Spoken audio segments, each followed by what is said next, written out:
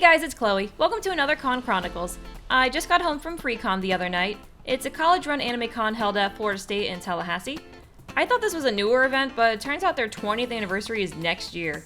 Either way, I was excited to explore a new city, our state capital no less. Admission was free, hence the con's name. The hotel was free since my friend Miyu Usagi was a cosplay guest, so why not? I jumped in our car and off we went. I packed 2 new cosplays, but they were super casual because for me, this was going to be a chill weekend. There's something about college campuses that feel nostalgic. I would see regular students walking among congoers and think, aw, that used to be me. If you're young and preparing for college, it's a glimpse of what you can look forward to when your time comes. It's no Gaylord or Marriott, but for different reasons, a college is a great place for a con. Oh right, the con. Anyway, it was kept in 2 buildings. Thank God, because Florida State is huge. I got lost quite a bit while exploring, and it reminded me of why I went to a small private school back home. The cosplay and karaoke contests were held in a smaller auditorium, and then everything else was in the new Student Union Center that recently opened. It was perfect. All the good food places they had, Panda Express, Panera, Starbucks, were right there. That state school funding goes a long way. That being said, you'd think they could afford to print copies of the schedule, maybe a map. These signs were definitely not there on Saturday. You had to be glued to the con's website to remember times and locations for anything outside the dealer's room. An app would have been quicker. I'm just nitpicking though. Programming was solid.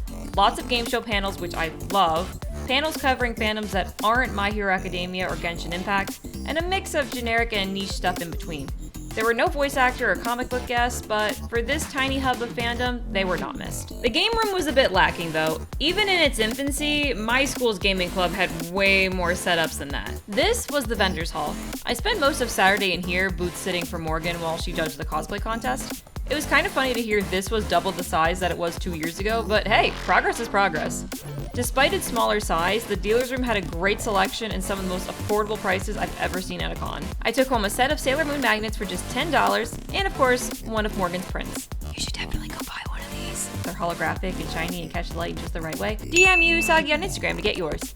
That's about it. I spent the rest of the weekend doing photo shoots and wandering through campus. This school has so many good spots, and I wish I had more time and costumes with me to utilize them all. The first 2 cosplay shoots I ever did myself were on my college campus, so that took me back.